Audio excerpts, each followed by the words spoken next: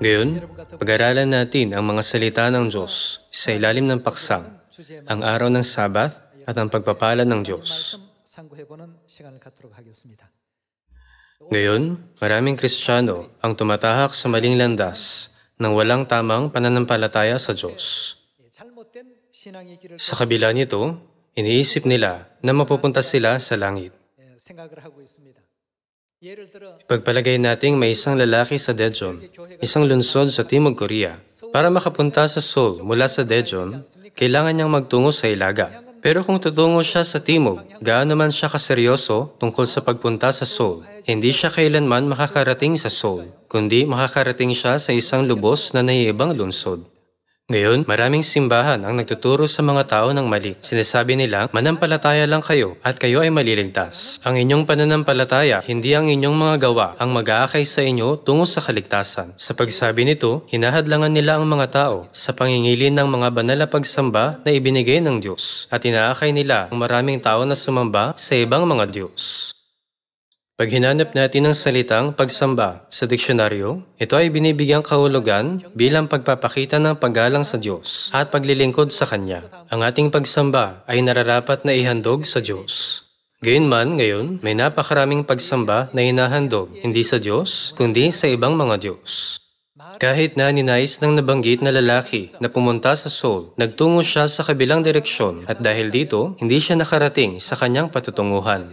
Sa parehong paraan, kahit na nag-aangkin ng mga tao na naniniwala sila sa Diyos, kung hindi sila kikilos ng naaayon, sasamba sila sa ibang mga Diyos. Madalas natin itong nakikita sa paligid natin. Hindi naiintindihan ng mga tao ang kanilang ginagawa, kaya binabanggit ito ng Biblia ng may labis na pag-aalala. Kung gayon, paano tayo tinuturuan ng Biblia tungkol dito? Tignan natin ang John chapter 13, verse 4. Kaya tumindig siya pagkatapos maghapunan, itinabi ang kanyang damit, at siya'y kumuha ng isang tuwalya, at ibinigay sa kanyang sarili. Pagkatapos ay nagsalin siya ng tubig sa palanggana, at nagsimulang hugasan ang mga paa ng mga alagad. At pagkatapos ay pinunasan ng tuwalya na nakabigay sa kanya, lumapit siya kay Simon Pedro na nagtanong sa kanya, Panginoon, uhugasan mo ba ang aking mga paa? Sumagot si Jesus sa kanya, ang ginagawa ko ay hindi mo pa naunawaan ngayon. Ngunit malalaman mo pagkatapos ng mga ito. Sinabi sa kanya ni Pedro, hindi mo uhugasan ang aking mga paa kailanman. Sinagot siya ni Jesus, kung hindi kita uhugasan, ay hindi ka magkakaroon ng bahagi sa akin. Sa mga araw na iyon, naniwala si Pedro kay Jesus o hindi? Sinabi ni Pedro na, ikaw ang Kristo, ang anak ng Diyos na buhay. Tiyak na naniwala si Pedro kay Jesus. Ano ang sinabi niya sa John chapter 6? Panginoon, kanino kami pupunta? Ikaw ang may mga salita ng buhay na walang hanggan. Napakatatag ng paniniwala ni Pedro kay Jesucristo. Matibay ang pananampalataya niya kay Jesus. Ayon sa kaugalian ng Israel noong panahong iyon, naghugas ang mga lingkod ng mga paa ng kanilang Panginoon. Gayunman, si Jesucristo na nasa mas mataas na posisyon kaysa sa sinuman ay naghugas ng mga paa ng kanyang mga alagad. Inisip ni Pedro na wala itong katuturan, kaya sinabi niyang, hindi mo uhugasan ang aking mga paa kailanman. Kung uhugasan ko ang iyong mga paa, sapat nang mabuti ito. Pero Panginoon, paano mo hugasan ang mga paa ko? Hindi mo ito maaaring gawin kailanman. Alam ni Jesus na si Pedro ay umiibig at naniniwala sa kanya. Pero ano ang sinabi niya kay Pedro? Kung hindi kita uhugasan, ay hindi ka magkakaroon ng bahagi sa akin. Nakikita kung ano ang sinabi ni Jesus kay Pedro. Maaari pa rin ba nilang ipilit na sapat na ang pananampalataya lang kahit hindi ito sinusundan ng mga gawa?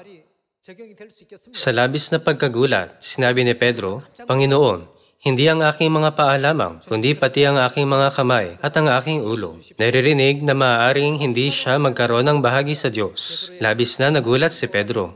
Hindi niya alam na may ganitong kahulugan sa seremonyang ito. May tiyak na dahilan kung bakit ito sinabi ni Jesus. Sa panahon ng lumang tipan, kinailangang hugasan ng mga pari ang kanilang mga kamay at paa bago pumasok sa santuario. Pagkatapos hugasan ng kanilang mga kamay at paa, tsaka lang sila maaaring pumasok sa santuario at magsagawa ng kanilang gawain sa loob nito. Ano ang kinakatawan ng buong santuario? Iyon ay kumakatawan sa Diyos, ang katawan ni Kristo. Tama? Paano kung ang mga nakikibahagi sa seremonya ng pagtanggap sa banal na katawan ay hindi maghugas ng kanilang mga kamay at paa bilang pari? Noong panahon ng lumang tipan, kinailangan maghugas ng mga kamay at paa ng mga pari. Pero sa panahon ng bagong tipan, sinabi ni Jesus na kailangan lang nating maghugas ng ating mga paa. Dahil nagtakda ang Diyos na ganitong regulasyon, malinaw na sinabi ni Jesus sa mga ayaw gumawa nito na, wala kayong bahagi sa akin. Ang tunay na naniniwala ay gumagawa ng naaayon sa kanyang paniniwala. Maraming tao ang nakadarama na mabubuting mananampalataya sila kahit nasa katunayan ay hindi sila naniniwala. Ibinigay sa atin ng Diyos ang pamantayan para matukoy ang mga may pananampalataya mula sa mga walang pananampalataya. Tingnan natin ang James chapter 2. James chapter 2, verse 14. Ano ang pakinabang, mga kapatid ko, kung sinasabi ng sinuman na siya may pananampalataya, ngunit walang mga gawa? May ililigtas ba siya ng kanyang pananampalataya? Kahit na ang isang tao ay nag-aangking may pananampalataya, ito ay pareho sa kawalan ng pananampalataya at isa itong pananampalataya kung saan hindi siya makakatanggap ng kaligtasan. Tingnan natin ang verse 17. Kaya't ang pananampalataya na nag-iisa, kung ito ay walang mga gawa, ay ano? Patay. Ang lahat ng kautusan, regulasyon, at tuntunin na ibinigay ng Diyos sa atin ay tunay na mahalaga. Dahil naniniwala tayo sa Diyos, ipinapangili natin ang Sabat. Dahil naniniwala tayo sa Diyos, tayo ay nagpapabautismo. Dahil naniniwala tayo sa Diyos, sinusunod natin ang mga kautusan ng Diyos. Tama? Kapwa sa lumang tipan at sa bagong tipan, binigyan tayo ng Diyos ng mga regulasyon at kautusan para sa ating kaligtasan. Paano kung hahamakin natin ang mga kautusan ng kaligtasan at nagpabaya tayo sa pagsunod sa mga ito? Tingnan natin kung ano ang mangyayari sa ganitong kaso sa pamamagitan ng mga salita ng Diyos. Sa Jeremiah chapter 16, Jeremiah chapter 16, verse 10. At kapag sinabi mo sa mga taong ito ang lahat ng mga salitang ito at kanilang sasabihin sa iyo, bakit binigkas ng Panginoon ang lahat ng malaking kasamaang ito laban sa amin? Ano ang aming kasamaan? Ano ang kasalanang nagawa namin laban sa Panginoon naming Diyos? Kung magkagayoy, sasabihin mo sa kanila, sapagkat tinalikuran ako ng inyong mga ninuno at nagsisunod sa ibang mga Diyos, naglingkod sa kanila, nagsisamba sa kanila, tinalikuran ako at hindi iningatan ang aking kautusan, sabi ng Panginoon. Ang sinumang nag-aangking naniniwala sa Diyos ay dapat na sumunod sa mga kautusan, mga batas, at mga regulasyon na ibinigay ng Diyos sa Kanya. Ito ang pananampalataya sa Diyos at tungkulin ng mga mananampalataya. Maraming beses na tinuro ng Diyos na ang nag-aangking naniniwala ng walang gawa ay may patay na pananampalataya. Dito rin, makikita natin ang mga tao nagtatanong sa Diyos kung bakit dumaranas sila ng malalaking kasamaan. Ang sagot sa tanong na ito, sinabi ng Diyos sa pamamagitan ng kanyang propeta, tinalikuran niyo ako at hindi niyo iningatan ang aking kautusan.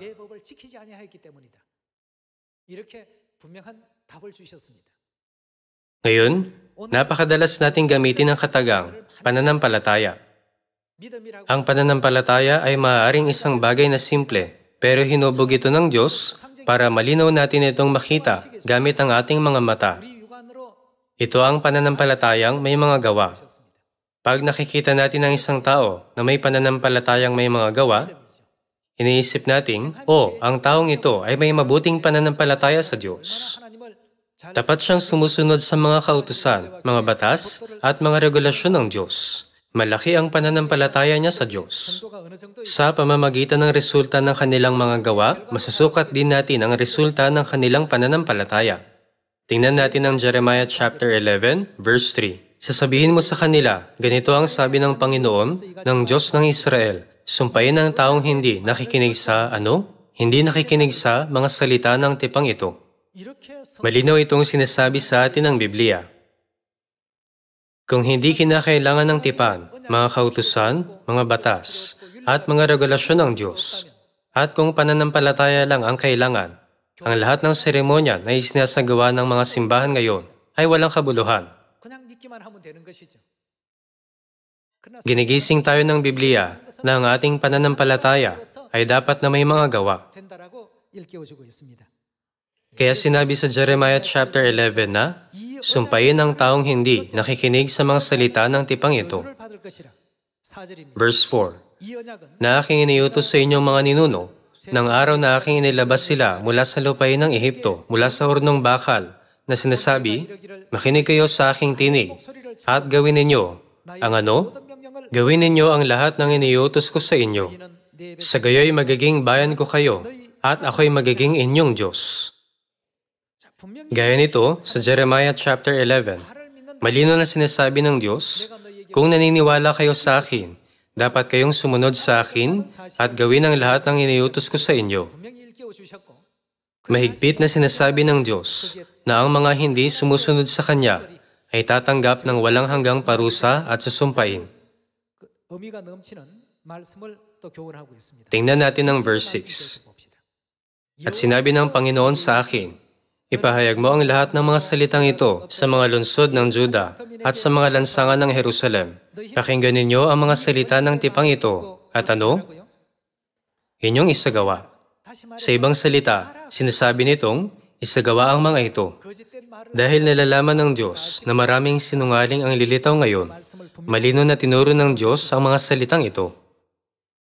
Tungkol sa mga hindi nakikinig sa mga tuntunin ng tipan at hindi sumusunod sa mga ito, ano ang sinasabi ng Diyos sa verse 8? Gayunmay hindi sila sumunod o ikiniling man ng kanilang pandinig, kundi lumakad ang bawat isa sa katigasan ng kanyang masamang puso. Kaya't dinala ko sa kanila ang lahat ng salita ng tipang ito na iniutos kong gawin nila. Ngunit, ginawa ba nila o hindi? Hindi nila ginawa. At sinabi sa akin ng Panginoon, may ano? Sabwatang natagpuan sa mga kalalakihan ng Juda at sa mga mamamayan ng Jerusalem. Ano ang tinutukoy na sabwatan sa Biblia? Tingnan natin ang verse 10. Sila'y bumalik sa mga kasamaan ng kanilang mga ninuno na tumangging makinig sa aking mga salita. Sila'y nagsisunod sa ibang mga Diyos upang paglingkuran ng mga iyon. Sinira ng sambahayan ng Israel at ng Juda ang tipan na aking ginawa sa kanilang mga ninuno. Kaya't ganito ang sabi ng Panginoon, narito, ako'y magdadala sa kanila ng kasamaan na hindi nila matatakasan, bagaman sila'y dumaing sa akin, hindi ko sila papakinggan. Sa Biblia, ang pagtanggi na sundin ng mga kautusan, mga batas, at mga regulasyon ng Diyos ay tinutukoy bilang isang sabwatan. Tungkol sa sabwatan, sino ang nagsalita laban sa Diyos sa Daniel chapter 7? Sino ang nagtangkang baguhin ang mga panahon at kautusan ng Diyos?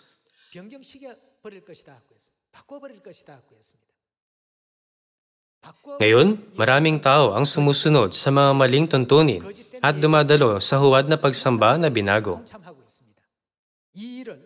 Tungkol sa bagay na ito, tinuro sa atin ng Jeremiah chapter 11 na isa itong sabwatan laban sa Diyos. Isang sabwatan. Kung gayon, bakit natin kailangan pag-aralan ang tungkol sa araw ng Sabat? Patungkol sa araw ng Sabat, laging may tanong na, Sabado ba ito o Linggo? Pero hindi tungkol sa araw mismo ang pinagtatalunan natin. Dapat nating matukoy kung alin ang utos na bigay ng Diyos at alin ang hindi. Ngayon, napakaraming tao nagdaraos ng pagsamba sa pangalan ng Diyos. Kung gayon, ano ang pagkakaiba sa pagitan ng kanilang pagsamba at ng ating pagsamba sa Sabat? Dapat malinaw nating malaman ang pagkakaiba ng mga ito at ang kung paano sasambahin ng Diyos. Ngayon, unawain natin ng malinaw ang puntong ito. Una, tingnan natin kung ano ang iniutos sa atin ng Diyos tungkol sa paraan ng pagsamba at araw ng pagsamba. Tingnan natin ang Exodus chapter 20.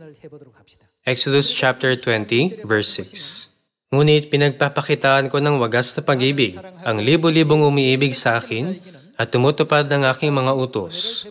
Huwag mong babanggitin ang pangalan ng Panginoon mong Diyos sa walang kabuluhan, sapagkat hindi pawawalang sala ng Panginoon ang sinumang gumagamit ng kanyang pangalan sa walang kabuluhan. Alalahanin mo ang araw ng Sabat upang ingatan itong paano? Banal. Ang mga salitang, alalahanin mo ang araw ng Sabat upang ingatan itong banal, ay nagpapahiwatig ng maraming bagay. Una, iniutos ng Diyos na dapat nating alalahanin ang araw ng Sabat.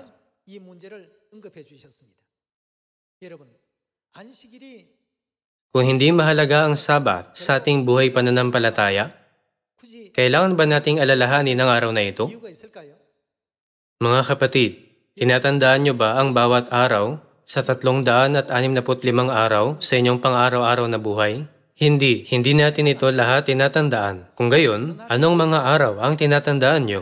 Ang iyong kaarawan, ang kaarawan ng iyong asawa, o ang kaarawan ng iyong mga anak, o ang ika-60 o ika-70 kaarawan ng iyong mga magulang, o ang araw ng seremonya ng pagpasok sa inyong eskwelahan, o ang araw ng pagtatapos. Kailangan niyong tandaan ang mga araw ng mga okasyon ng pamilya na tinuturing niyong mahalaga. Hindi natin tinatandaan ang lahat ng 365 araw, kundi ang mga mahalagang araw lang. Tama? Kung gayon, bakit iniutos sa atin ng Diyos na alalahanin ang araw ng Sabat? Ito ay dahil ang araw na ito ay isang mahalagang araw. Ang araw ng Sabat ay malapit na nauugnay sa ating kaligtasan. At isa itong napakahalagang araw sa ugnayan sa pagitan natin at ng Diyos. Kaya sinabi sa atin ng Diyos na alalahanin ang araw ng Sabat. Kung aalalahanin natin ang araw na ito, ano ang iniutos ng Diyos na gawin natin? Ingatan ito. Ito ang ikalawa sa dapat nating gawin sa utos na ito. Ang unang utos ay alalahanin ang araw ng Sabat. Dahil napakahalaga nito na hindi natin ito dapat nakalimutan. Sunod, ang ikalawa ay ingatan ito. Ano ang ikatlo sa dapat nating gawin sa utos na ito? Paano natin ito dapat na ingatan? Dapat natin itong ingatang banal. Ang Sabat ay isang araw ng pagsamba na dapat nating ipangilin linggo-linggo. Ang araw na ito ay napakahalaga na dapat nating itong tiyak na maalala at dapat nating ituring ang araw na ito na banal, hindi gaya ng mga ordinaryong araw.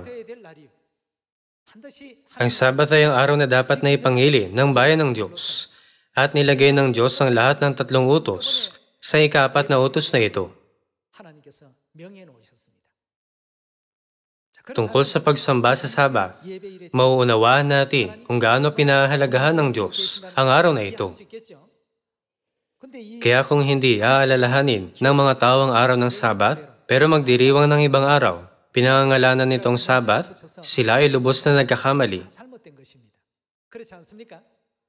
Tingnan natin kung anong araw ang tinakda ng Diyos bilang araw ng Sabat sa Genesis chapter 2. Genesis chapter 2, verse 1. Nayari ang langit at ang lupa at ang lahat ng mga bagay sa mga iyon. Verse 2. Nang ika-7 araw ay natapos ng Diyos ang gawain na kanyang ginawa at nagpahinga siya ng ika-7 araw mula sa lahat ng gawain kanyang ginawa. Dahil ang Diyos ay nagpahinga mula sa lahat ng kanyang gawain sa ika-7 araw, ang ika-7 araw ay isang Sabat sa Diyos. Ang araw ng Sabat ay ang araw ng kapahingahan dahil ang Diyos ay nagpahinga sa ika-7 araw. Magpatuloy tayo sa verse 3. At binasbasan ng Diyos ang aling araw? Binasbasan ng Diyos ang ika-7 araw. Binabasbasan ng Diyos ang araw na ito. Mga kapatid, sa tuwing may bargain sale sa loob ng isang tiyak na araw, mabibili niyo ang lahat sa mas murang halaga kaysa sa karaniwan. Nang sinabi ng Diyos na pinagpala ng Diyos ang isang tiyak na araw, dapat tayong maniwala na pinagpapala tayo sa araw na iyon. Ang araw kung kailan tayo binibigyan ng Diyos ng mga makalangit na pagpapala ay ang Sabat na ipinapangili natin ngayon. Tingnan natin muli ang verse 3. At binasbasan ng Diyos ang ika-7 araw at kanyang ginawang banal. Ginawang banal ng Diyos ang araw na ito. Hindi tayo, mga tao, kundi ang Diyos ang gumawa sa araw na iyon na banal. Sapagkat sa araw na iyon ay nagpahinga ang Diyos sa lahat ng gawain na kanyang ginawa. Kung gayon, makakaligtaan ba natin ang araw ng Sabat? Hindi natin kailanman mababaliwala ang araw ng Sabat. Dapat nating alalahanin ang araw ng Sabat at ingatan itong banal, tama? Dahil ito ang utos ng Diyos, binibigyan natin ito ng pansin bilang mga mananampalataya. Kung gayon, bakit natin ipinapangilin ang araw ng Sabat? Dahil naniniwala tayo. Dahil naniniwala tayo sa Diyos, ipinapangili natin ang Sabat. Pagkatapos, maraming tao ang magtatanong marahil ng aling araw sa sanlinggo ay kapitong araw. Tingnan natin ang Mark chapter 16, verse 9. Nang siya nga'y magbangon ng unang araw ng linggo.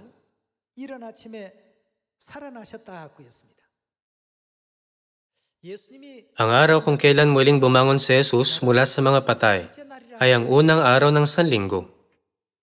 Sa ibang salita, si Jesus ay muling nabuhay ng linggo. Kaya ang Sabado ay tumatapat sa ikapitong araw ayon dito. Pero kung ang mga tao nangingilin ng pagsamba sa unang araw ng sanlinggo ay ipipilit na ang unang araw ay Sabat, sinusunod ba nila ang mga katuruan ng Diyos? Hindi. Hindi nila ito sinusunod. Ang unang araw ay hindi kailanman maaaring maging araw ng Sabat. Bukod dito, hindi kailanman nabanggit ng Biblia na binago ng Diyos ang Sabat mula sa ikapitong araw tungo sa unang araw. Kung gayon, saan nagmula ang linggong pagsamba? Ang Romanong emperador na si Constantine ay nagpalabas ng isang kautusan noong AD 321 nagsasabing ang lahat ng Kristiyano at mga mamamayan ng Roma na nasa gobyerno ay dapat na magpahinga ng linggo. Bago iyon, ang mga Kristiyano ay nagpahinga ng Sabado at nangingili ng pagsamba sa araw na iyon. Sa madaling salita, ang emperador ng Roma ay ang pinuno ng relihiyon ng Diyos-Diyosang araw. Sa katunayan, wala itong kabuluhan. Pero ayon sa mga propesiya ng Biblia, ito ay isang tusong taktika ni Satanas na nais wasakin ang katotohanan. Pinili niya ang linggo, ang araw ng pagsamba sa Diyos-Diyosang araw, at pinagtibay ito bilang araw ng pagsamba sa Kristyanismo.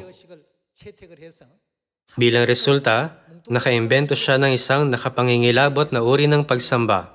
Iyon ay ang linggong pagsamba, gaya ng nakikita nyo sa mga araw ngayon. Ang simbahang tinatag ni Jesus ay hindi kailanman nagkaroon ng linggong pagsamba. Patungkol sa bagay na ito, saglit nating tignan ang kasaysayan ng sinaunang simbahan. Una, tingnan natin ang tagpo kung saan ipinangili ni Jesus ang araw ng Sabat. Pakiusap, pumunta sa Matthew chapter 12, verse 8. Sapagkat ang anak ng tao ay, dito, sino ang anak ng tao? Si Jesus, Panginoon ng Sabat. Hindi niya sinabi kailanman na siya ay Panginoon ng linggo. Tingnan din natin ang tagpo kung saan nangilin si Jesus ng Sabat sa Luke chapter 4, verse 16. Dumating siya sa Nazaret na kanyang nilakhan. Siya'y pumasok sa sinagoga ng araw ng Sabat, tulad ng kaninong nakaugalian? Kanyang nakaugalian at tumindig siya upang bumasa. Ang lahat ng ginawa ni Jesus ay mga halimbawa para sa atin, mga katuruan at mga aral para sa atin. Kaya na-record ang lahat ng gawa ni Jesus. Tama? Makikita nyo kung ano ang isinagawa ni Jesus. Ipinangili niya ang araw ng Sabat, pero hindi kailanman ipinangili ng linggong pagsamba. Kahit na tinatawag ng ilang tao sa mundo ngayon, ang linggo na, araw ng Panginoon. Kung gayon, tingnan natin kung ano ang nangyari sa Church of God sa panahong iyon matapos ipako si Jesus sa krus at mamatay. Tingnan natin ang Luke chapter 23, verse 54. Nooy araw ng paghahanda. Ang araw ng paghahanda ay tumutukoy sa Biyernes. Ito ay tinawag na araw ng paghahanda dahil ito ang araw ng paghahanda para sa Sabat. Nooy araw ng paghahanda at malapit na ang Sabat. Ang mga babae na sumama sa kanya mula sa Galilea ay sumunod at tiningnan ang libingan at kung paano inilagay ang kanyang bangkay. Sila'y umuwi at naghanda ng mga pabango at mga panghaplos. Ang sumusunod na pangungusap ay mahalaga. Sinabing, at kailan? Ng araw ng Sabat, sila'y nagpahinga ayon sa kautusan. Sinusunod ang utos ng Diyos. Naalala nila ang araw ng Sabat at ipinangili nitong banal. Kahit nang namatay si Jesus sa krus at ang kanyang katawan ay nilagay sa libingan, ipinangili nila ang araw ng Sabat na gaya ng kanilang ginawa. Sino ang nangili nito? Ipinangili nito ng lahat ng banal ng sinaunang simbahan na naniwala kay Jesus at sumunod sa Kanya. Ang utos tungkol sa Sabat ay patuloy na sinunod ng sinaunang simbahan. Isa itong banal na araw at araw ng pagsamba sa Diyos. Gayunman, sa mga araw na ito, ang araw ng Sabat na Sabado ay tuluyan nang nawala. Dahil sa pagsasabatas ng linggo ng Romanong Emperador noong AD 321, ang araw ng pagsamba sa Diyos ay nabago sa araw ng Diyos-Diyos ang araw. Ito ay gaya ng pag-iisip na pupunta ako sa Seoul. Habang minamaneho nyo ang inyong sasakyan patungong Busan sa kabilang direksyon. Mga kapatid, ganito kahalaga ang araw ng Sabat na ipinapangili natin. Kaya sinabi sa atin ng Diyos na dapat natin ipangili ng Sabat hanggang sa katapusan ng mundo sa Matthew chapter 24. Tingnan natin ang verse 3.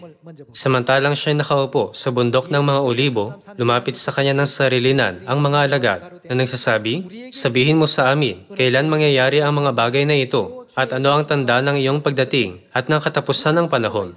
Ano ang dapat nating tandaan maging sa katapusan ng panahon? Iyon ay kahit sa manghuling araw. Tingnan natin ang verse 20. Kaya't idalangin ninyo na huwag mangyari ang pagtakas ninyo sa taglamig o sa Sabat. Magpatuloy tayo sa verse 21. Sapagkat sa panahong iyon ay magkakaroon ng matinding paghihirap na hindi pa nangyayari buhat sa pasimula ng sanlibutan hanggang ngayon at hindi na mangyayari kailanman. Dahil hindi magiging madaling mangili ng Sabat sa ilalim ng ganoong katinding paghihirap, tinuruan sila ni Jesus na magbantay at manalangin na ang kanilang pagtakas ay huwag mangyari sa Sabat. Ibig sabihin, ang Sabat ay ang regulasyon at kautusan ng Diyos na dapat nating ipangilin hanggang sa katapusan ng panahon. Maraming tao sa panahon ngayon ang nagsasabi na, sumasamba ako sa Diyos at naniniwala ako sa Diyos. Gayunman, pag tinignan nyo sila ng ginagawang pamantayan ng lahat ng katuruan sa Biblia, malalaman nyo na mali ang landas nila. Maging ang araw ng pagsamba ay hindi rin nila ipinapangili ang isa sa pangunahing batayan ng pananampalataya. Kung gayon, dapat natin silang himukin na magsisi para mapunta sila sa tamang landas. Dapat natin silang turuan na pumarito kayo sa tamang daan. Sundin ang mga kautusan, mga regulasyon at mga utos ng Diyos. Maliban kung kanilang gawin ito, ang Diyos ay walang sa kanila. Sinabi ng Diyos na, hindi ka magkakaroon ng bahagi sa akin. Kung hindi sila magkakaroon ng bahagi sa Diyos, sa madaling salita, hindi sila makakapasok sa langit. Kung hindi sila makakapasok, itatapon sila sa impyerno, ang parusa sa walang hanggang apoy. Kaya dapat tayong sumigaw ng magmadaling magsisi, pumarito at sundin ang kautusan at utos ng Diyos. Nilinaw itong mabuti ni Jesus, tama? Tingnan natin ang chapter 7, verse 21. Hindi lahat ng nagsasabi sa akin, Panginoon, Panginoon, ay papasok sa kaharian ng langit, kundi ang gumaganap ng kalooban ng aking Ama na nasa langit. Verse 22. Sa araw na iyon ay marami ang magsasabi sa akin, Panginoon, Panginoon, hindi ba nagpropesiya kami sa iyong pangalan at nagpalayas ng mga demonyo sa iyong pangalan at sa iyong pangalan ay gumawa kami ng maraming gawang makapangyarihan? At kung magkagayon ay ipahayag ko sa kanila, malinaw niyang sasabihin sa mga ito na, hindi ko kayo kilala kailanman, lumayo kayo sa akin, kayong mga gumagawa ng kasamaan, sila ang mga gumagawa ng paglabag sa kautusan. Mga taong hindi sumusunod sa mga banal na kautusan at mga utos ng Diyos. Sinasabi nila na naniniwala sila. Gayunman, ang mga kilos nila ay nagkakaila sa mga salita nila. Kaya si Jesus mismo ang nagturo kung paano niya tatanggihan ang mga ganitong tao. Lumayo kayo sa akin, kayong mga gumagawa ng paglabag sa kautusan. Sa panahon ngayon, binibigyang diin ng mga simbahan na maliligtas sila pag naniniwala lang sila. Pero ngayon, kailangan nating maunawaan ang pangunahing punto ng pananampalataya at ipaalam ito sa kanila. Ipinaunawa sa atin ni Ama at Ina ang araw ng Sabat kung kailan ipinangako sa atin na pagpapalain tayo at gagawing banal. Maalab kong inihiling sa inyo na huwag kailanman iwala ang anumang katotohanan kabilang ang araw ng Sabat. Ngayon ay ang araw ng Sabat kung kailan tumatanggap tayo ng mga pagpapala ng Diyos. Ituring natin natin ang araw na ito bilang mas mahalaga at pumasok tayo sa walang hanggang kapahingahan sa kaharian ng langit.